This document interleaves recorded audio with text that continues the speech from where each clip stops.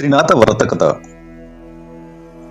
త్రినాథ వ్రతం ప్రాచీన కాలం నుండి హిందువులు జరుపుకునే వ్రతం. దీనిని ఆదివారం సాయంత్రం భక్తి శ్రద్ధలతో బ్రహ్మ, విష్ణువు, మహేశ్వరుడు అని పిలుచుకునే త్రినాథులు అనగా త్రిమూర్తులను కొలుస్తారు. త్రినాథ వ్రత కథ. భక్తులారా, మనసు నిర్మలంతో వినండి. ఈ త్రినాథుల చరిత్రము మాటిమాటికి వినటకు అమృతం వలె ఉంటుంది. శ్రీపురము అనే గ్రామంలో మధుసూదనుడు అను ఒక బ్రాహ్మణుడు ఉండేవాడు. అతను చాలా దరిద్రడగుటచే భిక్షమెత్తుకుని జీవించేవాడు. ఆ బ్రాహ్మణునకు ఒక కుమారుడు జన్మించెను. ఆ తల్లికి పాలు చాలనందున ఆ బాలుని శరీరము దినదినము కృషించుచున్నది. ఆ బాలుడు చిక్కిపోవచున్నందున ఆ బ్రాహ్మణుని భార్య తన భర్తతో ఇట్లా పలికింది: అయ్యా, నేను చెప్పే మాట శ్రద్ధగా వినండి. మన పిల్లవాడికి పాలు నిమిత్తము పాలునిచ్చే ఒక ఆవుని తీసుకొని రండి అని చెప్పగా, ఆ మాట విని భర్త ఏమని చెప్పుచున్నాడంటే, ఓసి, నీకు వెర్రి పట్టిందా? మనం చూడగా కడు బీదవారము. పాలు ఇచ్చే ఆవు ఎలాగ దొరుకుతుంది? ధనరత్నములు మన దగ్గర లేవు. నేను లోకంలో ఏ విధంగా ఘన్యత పొందుతాను? ఎవరికైనా ధన సంపదలు కలిగి ఉంటారో వారికే లోకమంతా మర్యాదలు చేస్తుంది. అట్టివారికే లోకమంతా భయపడతారు. మన వంటి బీదవారిని ఎవరు పట్టించుకుంటారు అని బ్రాహ్మణుడు చెప్పెను. భార్య మిక్కిలి దుఃఖించినదై, ఓ బ్రహ్మదేవుడా, నీవు మా వంటి బీదవారింట్లో ఈ బిడ్డను ఎందుకు పుట్టించావు? ఏమి తిని ఈ బిడ్డ బతుకుతాడు? ఈ శిశు హత్య నాకు చుట్టుకుంటుంది అని దుఃఖించుచుండగా, పిల్లవాని ఘోష చూసి ఏమీ తోచక ఆ బ్రాహ్మణుడు చింతాక్రాంతుడై విచారించి తన ఇంటిలో ఉన్న కమండలం వగైరా చిల్లర సామాన్లు సంతలో అమ్మి ఆ వచ్చిన సొమ్ము 5 రూపాయలు జాగ్రత్తగా పట్టుకుని వెళ్లి భార్య చేతికి ఇవ్వగా, ఆమె ఆ సొమ్ము చూసి సంతోషించి పెనిమిటిని చూసి, అయ్యా, ఈ సొమ్మును తీసుకువెళ్లి పాలు ఇచ్చే ఆవుని కొని తీసుకుని రండని చెప్పింది. భార్య చెప్పిన మాటల ప్రకారం ఆ బ్రాహ్మణుడు ఆ డబ్బును పట్టుకొని గ్రామం గ్రామం తిరిగెను. అలా తిరుగుతూ ఒక భాగ్యవంతుడగు షావుకారు ఉండే గ్రామానికి వెళ్ళాడు. ధనధాన్యాలు పరిపూర్ణమై కుబోరినితో ఆ షావుకారు సరిసమానంగా ఉన్నాడు. అతని ఆవులన్నీయు పాలతో నిండి ఉన్నాయి. దైవఘటన మాత్రం మరో విధంగా ఉన్నది. తన ఆవులలో బోధ అనే ఆవు ఉండేది. అది చాలా దుష్టబుద్ధి కలిగినది. బయటకు మేతకు వెళ్తే పరుల వ్యవసాయంలో చొరబడి తినివేస్తుంది. ఒక దినమున షావుకారు చూస్తుండగానే పేదవాడి పొలంలోకి చొరబడి పండిన పంటను తినివేయుచుండెను.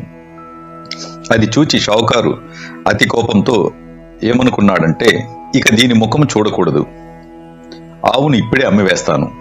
ఇది 50 రూపాయలు అయినప్పటికీ నాకు మంజూరు లేదు, కాబట్టి ఇప్పుడు బేరం వచ్చినచో 5 రూపాయలకే ఇచ్చివేస్తాను అనేసరికి మధుసూదనుడు ఆ మాటలు విని షావుకారుతో ఇట్లనెను: షావుకారు, వినండి. 50 రూపాయల ఖరీదు గల ఆవు అయినప్పటికీ మీకు మంజూరు లేదు కావున ఆ 5 రూపాయలు నేనే ఇస్తాను. ఆవు దూడ రెండింటినీ నాకు ఇప్పించండి అని అనగానే ఆ షావుకారు ఇలా అన్నాడు: ఓ బ్రాహ్మణుడా, నీకు వెర్రి పట్టినదా అని షావుకారు అన్నాడు. అంతటా ఆ బ్రాహ్మణుడు, మీరు షావుకారులు అయి ఉన్నారు, మీ మాట మీరు నిలుపుకోండి. మాట తప్పితే మీరు అసత్యవంతులవుతారు అని అన్నాడు. ఆ బ్రాహ్మణుడు అన్న మాటలు షావుకారు విని తన మదిలో విచారించి, తెలియక అనివేశాను, ఈ బ్రాహ్మణుడు ఎక్కడ నుండి వింటున్నాడో, ఈ ఆవును అతనికి ఇవ్వకపోతే నాకు అసత్యము ప్రాప్తిస్తుంది కదా అని ఆ బ్రాహ్మణుడిని చూచి చేయి చాచాడు. వెంటనే సొమ్ము పుచ్చుకొని ఆవును దూడను బ్రాహ్మణునికి షావుకారు ఇచ్చివేశాడు. ఆ ఆవును చూడగానే బ్రాహ్మణ స్త్రీ చంద్రుని చూచిన కలువ వలె సంతోషపడింది. వెంటనే పాలు పితికి కుమారునికి పోసి ఆనందం పొందింది. ఇలా కొన్ని దినములు గడిచిన తర్వాత ఆవు ఎటుపోయిందో కనిపించకుండా పోయింది. పొద్దుపోయేడు వేలైనది. ఆవు రాకపోవడం చూచి బ్రాహ్మణుడు వెతకబోయినాడు. వీధుల్లోనూ సమీపంలో ఉన్న వ్యవసాయ భూముల్లో చూశాడు. ఆవు కనిపించలేదు. తెల్లవారగానే నిద్ర మేల్కొని ఆవును వెతుకటకై బయలుదేరి కొంత దూరం నడిచి వెళ్లి తోటలో ఒక చెట్టును చూచాడు. అది ఒక గొప్ప మర్రి చెట్టు పైన 3 మనుషులు కూర్చొని ఉన్నారు. వారు వరుసగా బ్రహ్మ, విష్ణు, మహేశ్వరులు. వారే త్రిమూర్తులు. అటువంటి చెట్టు క్రింద బ్రాహ్మణుడు కూర్చొని ఆయాసము తీర్చుకొని లేచిపోవచుండగా త్రిమూర్తులు బ్రాహ్మణునితో, ఓ విప్రుడా, నీ మనసుకు ఎందుచేత దుఃఖం కలిగినది? నీవు ఎక్కడికి వెళ్ళుచున్నావు? ఆ సంగతి మాతో చెప్పు అని అనగా బ్రాహ్మణుడు చేతులను జోడించి, అయ్యా, నేను కడు బీదవాడను, భిక్షమెత్తుకుని బ్రతికేవాడను. నాకు ఒక ఆవు ఉండేది, అది కనిపించట్లేదు. ఈ దినము శ్రీపురము సంత అగుచున్నది. ఆ సంతకు వెళ్లి వెతుకుతాను. ఎవరైనా దొంగిలించి తీసుకుని పోయినట్లయితే ఆ సంతలోనే అమ్ముతారు గదా. త్రినాథ స్వాములారా, ఈ ఉద్దేశంతో నేను వెతుక్కుంటూ వెళుచున్నాను అని తన సంగతి చెప్పాడు. అది విని బ్రాహ్మణునకు త్రిమూర్తులు ఏమి చెప్పుచున్నారంటే, నీవు ఎలాగూ సంతకు వెళ్తున్నావు కనుక మా నిమిత్తము ఏమన్నా కొన్ని దినుసులు తీసుకురావాలేను అని త్రిమూర్తులు అన్నారు. అంత బ్రాహ్మణుడు ఏమి దినుసులు కావాలని అడగగా త్రిమూర్తులు ఇట్లన్నారు, 1 పైసా ఆకు చెక్క, 1 పైసా నూనె మాత్రం తెచ్చి ఇమ్మని చెప్పారు. ఆ మాటలు విని బ్రాహ్మణుడు ఏమని చెప్పుచున్నాడంటే, ఓ త్రిమూర్తులారా, నాకు పైసలు ఎక్కడ దొరుకుతాయి? నేను బీదవాడను గదా, భిక్షమెత్తుకుని జీవిస్తున్నాను అని అనగా త్రిమూర్తులు ఏమన్నారంటే, ఓ బ్రాహ్మణుడా, విను. అదిగో రెల్లి పొద కనిపిస్తున్నది కదా, దాని మొదట్లో 3 పైసాలున్నాయి అని చెప్పారు. ఆ మాటలు విని బ్రాహ్మణుడు వెళ్లి ఆ గోరంటు గడ్డి మొదలు పైకి లాగేసరికి 3 పైసాలు దొరికాయి. ఇంకా ఉండునేమోనని ఆ చెట్టునింకను పైకి లాగుచుండెను. అది చూచి త్రినాథుల వారు, బ్రాహ్మణుడా, నీకు వెర్రి పట్టినదా? అందులో పైసాలు లేవు, ఎంత దొరికినదో అంతే ఉంటుంది అని అన్నారు. ఆ మాటలు విని ఆ బ్రాహ్మణుడు ఆ చెట్టు నుంచి వెళ్ళిపోయాడు. కొంత దూరం వెళ్లి తిరిగి వచ్చి ఆ చెట్టు కింద నిలిచి చేతులు జోడించగా త్రినాథులు ఇలా పలికిరి, ఓ విప్రుడా, ఎందుకు వచ్చావు అనగా, అయ్యా, మీరు చెప్పిన వస్తువులు నేను ఎలాగన తెస్తాను అని ప్రశ్నించగా, నీ పై మీద గావంచాలో తెమ్మని త్రినాథులన్నారు. అందులకు ఆ బ్రాహ్మణుడు, గావంచాలో నూనె ఎలా ఉంటుంది? మీరు జగత్కర్తలు, నాతో కపటంగా చెబుతున్నారు అనగా, ఓయి, నీతో కపటంగా చెప్పలేదు. మమ్ము తలుచుకుని నూనె గవంచాలో పోసి తీసుకురమ్మని చెప్పగా ఆ బ్రాహ్మణుడు శ్రీపురం సంతలో ప్రవేశించాడు. వెళ్లి చూడగా ఆవు కనిపించలేదు. ఆకులు, ఒక్కలు, గంజాయి తీసుకుని నూనె కోసం బజారుకెళ్లి తెలికలవానితో 1 పైసా నూనె గావంచాలో పోయమన్నాడు. అందుకు ఆ తెలికలవాడు ఆశ్చర్యపడి, ఈ బ్రాహ్మణుడు పిచ్చివాడు కాబోలని నూనె లేదు అని చెప్పినాడు. అక్కడ నుండి వెళ్లి ఒక ముసలి తెలికలవాణిని నూనె అడిగినాడు. అంతా ముసలివాడు దిగుమట్టు నూనె ఎంతటిది కావాలని అడగగా 1 పైసా నూనె మాత్రమేమని బ్రాహ్మణుడు గావంచా చూపించాడు. తెలికలవాడు, ఈ బ్రాహ్మణుడు వికారపువాడు కాబోలు, వినిని మోసం చేసి పైసాలు తీసుకుంటాను అని ఆలోచించి కొలత పాత్ర తిరగవేసి నూనె కొలత వేసి ఇచ్చాడు. విప్రుడు గావంచా కొన చెంగు పట్టుకొని అచట నుండి వెడలిపోయాను. అంతే, తెలికిన వాని కుండలో నూనె కొంచెమైనను లేకుండా పోయింది. అది చూచి తెలికలవాడు మూర్చపోయినాడు. తెలికల వాళ్ళందరూ పరిగెత్తుకొచ్చి ముసలివాని ముఖంపై నీళ్లు చల్లి సేద తీర్చి కూర్చుండబెట్టినారు. ఏమి చెప్పెదను? ఎక్కడి నుంచో ఒక బ్రాహ్మణుడు వచ్చి గిద్దెడు నూనె కొన్నాడు. ఇప్పుడిట్లు వెళ్ళినాడు. అతను అలా వెళ్ళగానే కుండలో చూడగా నూనె లేదని చెప్పగా అందరూ విచారించారు. ఆ విప్రుడు మా వద్దకు వచ్చి మమ్మలను కూడా నూనె అడిగినాడు. మేం లేదని అనగా వెళ్ళిపోయాడు. ఆ విధంగా అందరూ విచారించి పరిగెత్తుకుని విప్రుని వద్దకు వెళ్లి ఇలా అన్నారు, విప్రుడా, వినండి, మీరు నూనె కొన్నారు కదా, అది కొలతకు తక్కువగా ఉన్నది, పూర్తిగా ఇచ్చివేస్తాము, పట్టుకుని వెళ్ళండి అన్నారు. మళ్ళీ విప్రుడు సంతకు వెళ్ళాడు. ఈసారి ముందు తెచ్చిన దుత్తతోనే చెమురు సరిగా కొలవగా ఎప్పటి వలె దుత్త భర్తీ అయిపోయినది. అది చూచి ముసలి తెలికలవాణి ఆనందము చెప్పనలవి కాపోయింది. విప్రుని గావంచాలో చెమురు పోశారు. అది పట్టుకుని విప్రుడు వెడలిపోయినాడు. అంతటా బ్రాహ్మణుడు త్రిమూర్తుల దగ్గరికి వచ్చి ఈ సామానులన్నీ వారికి ఇచ్చి సెలవు అడిగాడు. సెలవు అడగగానే త్రిమూర్తులు విప్రునితో ఏమన్నారంటే, ఓయి, నీ కష్టము చూచి మా మదిలో దయ కలిగినది. ఒక మాట విను. నీవు త్రినాథుల సేవ చేసినందువల్ల నీ దరిద్రము పటాపంచలై, నీవు త్రినాథుల సేవ చేస్తే నీ దరిద్రము పటాపంచలై అధిక సంపదలు కలుగుతాయని త్రినాథులనగా, అది విని ఆ బ్రాహ్మణుడు, స్వామి, ఏ ఏ వస్తువులతో మిమ్మల్ని పూజ చేయవలనని అడగ్గా త్రినాథులు ఇలా అన్నారు: ఓ ద్విజుడా, వినండి. మా పూజకు అధిక ద్రవ్యము అక్కరలేదు, కొంచెంతోనే తృప్తి పొందుతాము. ఇప్పుడు నీవు తెచ్చిన 3 పైసల సామాగ్రి చాలు. త్రిమూర్తుల పూజా ద్రవ్యములు ఇంతే. మాకు వీనితోనే మేళా చేయండి. 3 మట్టి చిలుముల యందు గంజాయి నలిపి అందులో నిప్పుతో ధూపం వేయవలెను.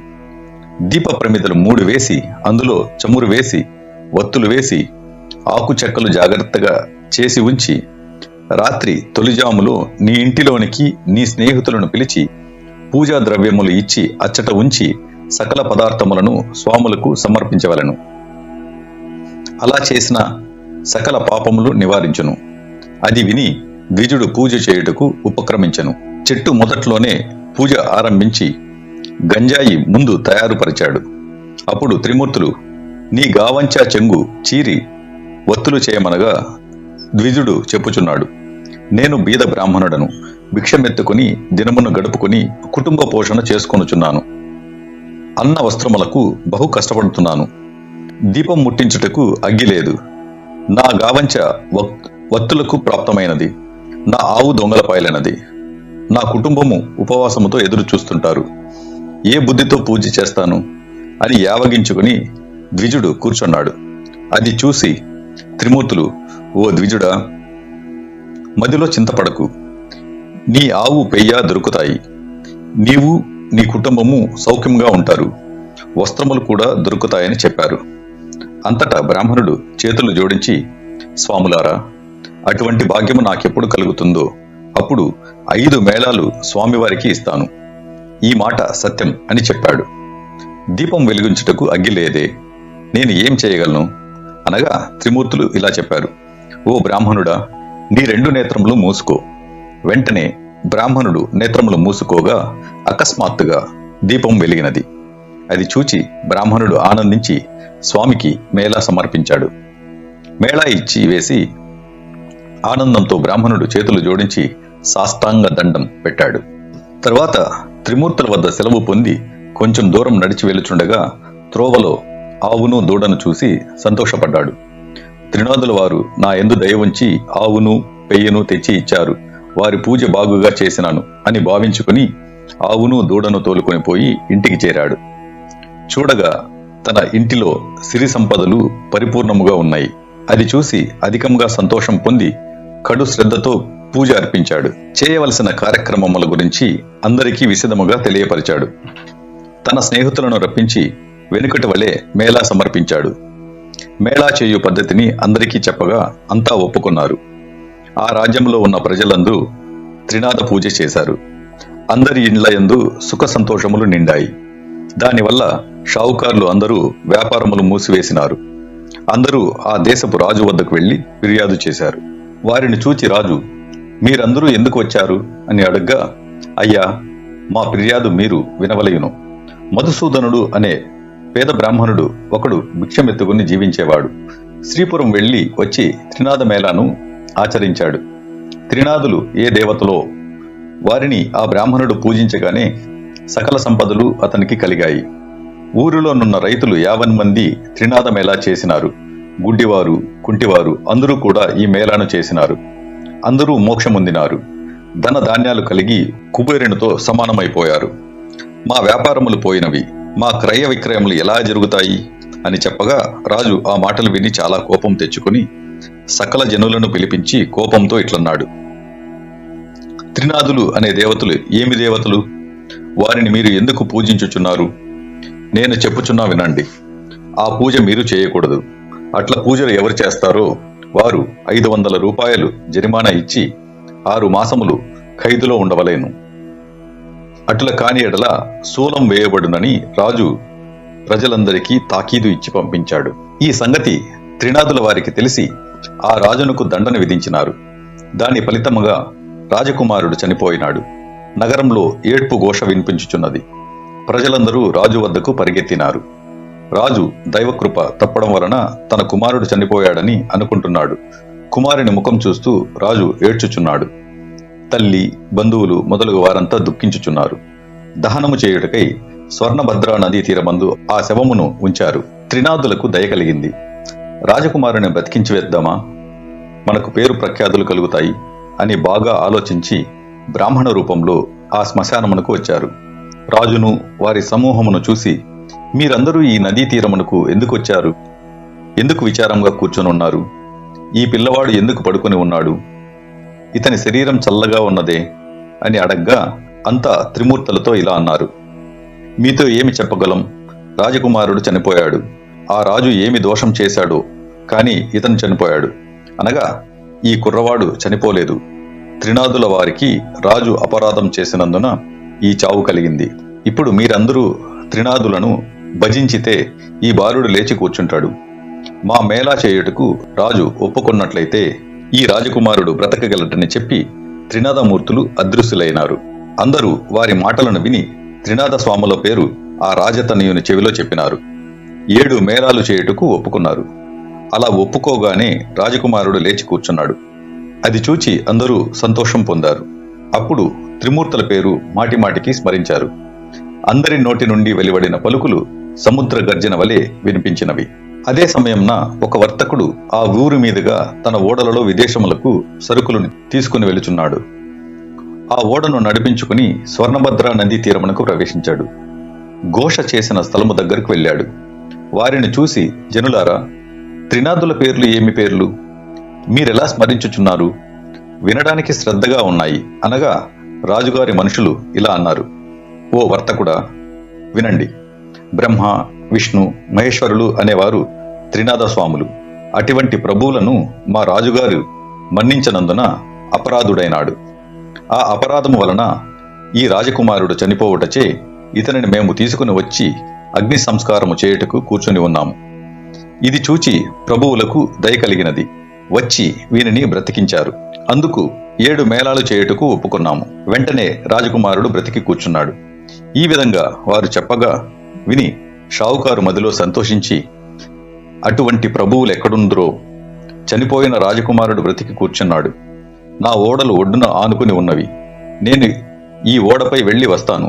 నా ఇంటికి సుఖంగా చేరుకున్నట్లయితే, నాకు వ్యాపారంలో నష్టం రాకపోయినట్లయినా ప్రభువుల వారికి 5 మేళాలు చేస్తాను. ఇలా మనసులో సంకల్పించుకుని ఓడపై కూర్చొని నడిపించుకుని వెళ్లిపోయినాడు. పై దేశము వెళ్లి అచ్చట గొప్ప లాభములు పొంది తిరిగి వచ్చి ఓడ నడిబొడ్డను లంగరు వేయించి ఇంటికి వెళ్ళాడు. తన నౌకర్లందరూ ఓడలోని ధనము మోయుటకు పోయినారు. ధనమును ఇంటిలో వేసుకుని షావుకారు సంతోషంగా ఉన్నాడు. ధనం చూసి ప్రభువుల వారి మేళాలు మరిచిపోయాడు. అందుకు ప్రభువులకు కోపం కలిగి దండన వేశారు. ఓడ నీటిలో మునిగిపోయినది. నౌకర్లు, ఓడలో ఉన్న వారందరూ నీటిలో మునిగిపోయారు. అది తెలిసిన అతను కూడా భూమిపై పడి గోల పెట్టాడు. మరి కొద్దిసేపటికి తెలివి తెచ్చుకొని ఏడ్చుచుండగా ఆకాశములో నుండి త్రినాదులు, నీవు మాకు మేళాలు ఇచ్చినావు కాదు, అందుచేతనే ఓడ మునిగినది. నీవు 5 మేళాలు సమర్పించినట్లయితే నీ ఓడ నీకు ప్రాప్తిస్తుంది అని సెలవిచ్చారు. అది విని షావుకారు మధ్యలో దుఃఖించి, ముందు నేను సంకల్పం చేసి ఉంటిని, ప్రభువుల మహిమను మరిచితిని, ఇప్పుడే త్రినాదుల వారికి మేళా ఇస్తాను అని మదిలో నిశ్చయించుకొని మేళాకు కావలసిన సామాగ్రి తెప్పించుకొని స్నేహితులను రప్పించి ప్రభువుల వారికి మేళా సమర్పించి ప్రార్థించాడు. అంతటా నీటిలో మునిగిపోయిన ఓడ పైకెళ్లి తేలినది. అది చూచి పట్టలేని సంతోషం పొందాడు. పరిచారికలు, నౌకర్లు ఓడలో గల మిగిలిన ధనము తీసుకుని వచ్చారు. ధనము మోయించి సావుకారి ఇంటిలో ప్రవేశించను. గంజాయి, ఆకులు, చెక్కలు అన్నీ స్వామివారికి మేళా సమర్పించి సాష్టాంగ దండ ప్రమాణములు చేశారు. రాజ్యమంతా త్రినాద స్వామి మేళా గురించి ప్రకటనలు పంపించినారు. మేళాను చూచుటకు అంతా వస్తున్నారు. ఈ పరిస్థితులలో గుడ్డివాడొకడు త్రోవను పోయేవారిని, అన్నా, మీరెవరు? మీ పేరేమిటి? మీరెక్కడికి వెళుచున్నారు అని అన్నాడు. వారు మేళా చూచుటకు అని చెప్పారు. అది విని గుడ్డివాడు, నాకు కళ్ళు కానరావు, మీరందరూ నేత్రములతో చూస్తారు, నేను దేనితో చూస్తాను అని అనగా, గుడ్డివాడా, త్రినాద స్వామి వారిని భజించుము, నీ కన్నులు బాగా కనబడుతాయి, ప్రభువుల వారి మహిమ చూడవచ్చును అని చెప్పి వారంతా మేళా వద్దకు వెళ్లారు. గుడ్డివాడు ఆ త్రోవలో కూర్చొని స్వామివారి భజన చేయుచుండగా కొంచెం కన్నులు కనిపించాయి. అప్పుడు గుడ్డివాడు కొంత దూరం పోయాడు. దారిలో ఒక సొట్టవాడు కూర్చుని ఉన్నాడు. వానిని చూసి, నీవు గుడ్డివాడువు, ఇంత కష్టంతో ఎక్కడికి వెళుచున్నావు అని అడగ్గా గుడ్డివాడు ఇలా అన్నాడు, అన్నా, నేను మేళాను చూచుటకు వెళ్చున్నాను అని చెప్పాడు. ఆ మాటలు సొట్టవాడు విని, స్వామివారి దయ నా మీద లేదు, చేతులు కాళ్ళు సొట్ట, నేనెలా నడవగలను? నీకు కాళ్ళున్నవి, దేక్కుని వెళ్ళగలవు. అంతటా గుడ్డివాడు ఇలా అన్నాడు, నీవు త్రినాథ స్వామిని భజించు, నీ కాళ్ళు చేతులు బాగవుతాయి. క్షణంలో ఇద్దరం కలిసి వెళ్దాం. నేను కేవలం గుడ్డివాడిని, ఏమాత్రం కన్నులు కనిపించటలేదు. త్రినాథ స్వామిని భజించాను కనుక కొంచెం కనిపిస్తున్నది. అందుచేత నీవు స్వామివారిని భజించావంటే నీ బాధలను నివారణ ఇస్తారు అని చెప్పగా సొట్టవాడు త్రినాథ త్రినాథ అని భజించాడు. గుడ్డి అన్న, నీకు కాళ్ళున్నాయి, నడవగలవు. నేను ఎలా నడవగలను? నన్ను నీ భుజం మీద కూర్చోపెట్టుకుని నెమ్మదిగా నడిచి వెళ్ళు, నేను నీకు త్రోవ చూపుతుంటాను అని చెప్పి నిశ్చితంగా ఇద్దరం మేళాకు చేరుకుందాం అని ఆ సొట్టవాడు చెప్పాడు. అతని మాటలు విని గుడ్డివాడు సొట్టవానిని భుజంపైన కూర్చోపెట్టుకుని మెల్లగా నడిచిపోతున్నారు. నేస్తం, నా నేత్రాలు నిర్మలంగా కనిపిస్తున్నాయి అని అనగా సొట్టవాడు, అయ్యా, నేనిప్పుడు నడవగలను అని చెప్పాడు. ఈ విధంగా గుడ్డివాడు సొట్టవాడు కలిసి త్రినాథ స్వామి మేళా దగ్గరకు ప్రవేశించారు. ఆ మేళా జరుగు స్థలముకు నిత్యం ఒక వైష్ణవుడు వస్తూ ఉండేవాడు. అతను త్రినాథ మేళా చెల్లకుండా ఇంటికి ఎప్పుడూ వెళ్ళిపోతూ ఉంటాడు. అతనిని ఆ పొద్దు మన స్థానమందు కూర్చోబెట్టవద్దు అని అనుకుని మేళా చేయువారంతా వైష్ణవుడు రాగానే చూసి, మేళా చెల్లించకుండా నీవు వెళ్చున్నావు కాబట్టి నిన్ను మేళా వద్దకు రాకుండా ఆపు చేయడమైనది అని చెప్పగా ఆ వైష్ణవుడు ఏమన్నాడంటే, నాయనలారా, అపరాధం క్షమించండి, ఇక నుండి మేళా కాకుండా వెళ్ళను. నేను నికరంగా చెప్తున్నాను, నా గురువు ఇక్కడికి వచ్చినా సరే విడిచి వెళ్ళను. దైవ యోగమున ఈ క్షణమే గురువు వచ్చి వైష్ణవుని ఇంటిలోనికి వెళ్ళినాడు. నా శిష్యుడు ఎక్కడికి వెళ్ళినాడు? ఈ దినము అగుపించలేదే అని వైష్ణవుడి గురించి అతని తల్లిని అడిగాడు. అప్పుడు అతనితో ఇలాగ చెప్పినది, నా కుమారుడు మేళా వద్దకు వెళ్ళినాడు. గురువు మేళా ఎవరిదని అడిగాడు. అందులకు ఆ ముసలిది అది త్రినాథుని మేళా అని చెప్పినది. ఆ మాటలు విని గురువు అక్కడికి వెళ్లి చూడగా అంతా స్వామివారిని భక్తి శ్రద్ధలతో పూజిస్తున్నారు. అది చూచి గురువుకు కోపం వచ్చి బాగా తిట్టి మేళా స్థలమును సామాగ్రిని కాలితో తన్నివేశాడు. తరువాత వైష్ణవుని పట్టుకుని బరబరా లాక్కుని పోయాడు. కొంత దూరం వెళ్లేసరికి బోరున వర్షం కురియసాగింది. కటిక చీకటి కావడం వలన త్రోవ కనిపించలేదు. గురు శిష్యులు చెల్లా చెదరై అతి కష్టం మీద గురువు గారి ఇంటికి చేరుకున్నారు. గురువు ఇంటిలో చూడగా అతని తల్లి గడప వద్ద కూర్చుని ఏడ్చుచున్నది. గురువు ఆశ్చర్యపడి లోనికి పోయి చూడగా అతని భార్య కుమారుడు చనిపోయారు. వారిని చూచి గురువు మూర్ఛపోయాడు. శిష్యుడు పట్టుకుని లేపి కూర్చుండబెట్టి ముఖముపై నీళ్లు చల్లి, అయ్యా, తమరు త్రినాథ స్వామి వారికి అపరాధులు, త్రినాథ మేళాను పాడు చేశారు. అందుకే మీకిది ప్రతిఫలంగా దక్కింది. మీరు నిష్ఠతో స్వామివారి మేళాను చేసిన ఎడల మీ భార్య కుమారులు బ్రతుకుతారు అని శిష్యుడు చెప్పగా ఆ మాటలు విని గురువు 5 మేళాలు ఇచ్చుటకు ఒప్పుకొనగా వెంటనే భార్య కుమారులు లేచి కూర్చున్నారు. త్రినాథ మేళా పాడు చేసినందుకు తగిన శిక్ష దొరికింది. నేను మూర్ఖుడను, అధముడను, ప్రభువుల వారి మహిమ తెలుసుకునలేకపోతిని అని ప్రభువుల వారిని క్షమాపణ వేడి మేళాకు కావలసిన పదార్థములు యావత్తూ తెప్పించి అందరితో కలిసి మేళా సమర్పించాడు. నూనె కాండము చెల్లినది, ప్రభువుల వారి పూజ కావచ్చినది. ఆకులు చెక్కలు గంజాయిని అందరూ పంచుకొని సేవించి సుఖమం అనుభవించారు. ఈ చరిత్ర ఎవరు వింటారో వారికి కుష్టు వ్యాధి, గుడ్డితనము పోయి తరిస్తారు. పుత్రులు లేని స్త్రీ నిర్మలంగా వింటే పుత్రులు పుడతారు. ఎవరైనా కొంటెగా హాస్యము చెప్పిన ఎడల నడ్డితనము, గుడ్డితనము కలుగుతుంది. 3 త్రిమూర్తులను 3 స్థలముల నుంచి ముందు విష్ణువును పూజించవలను. చందనము పువ్వులను తెచ్చి త్రిమూర్తులను వేరువేరుగా పూజించవలను. నైవేద్యము సమర్పించి గంజాయిలో అగ్నిని వేయవలెను. తాంబూలము 3 భాగములుగా చేసి ఉంచవలెను. త్రిమూర్తుల వారి ఎడమ భాగమున వినాయకుడిని ఉంచవలెను. 3 దీపములు వెలిగించి, ఓ త్రినాథ స్వాములారా దయచేయండి అని పిలవవలెను. అంతా సమర్పించి త్రినాథ స్వాముల వారి పాదములపై పడవలెను.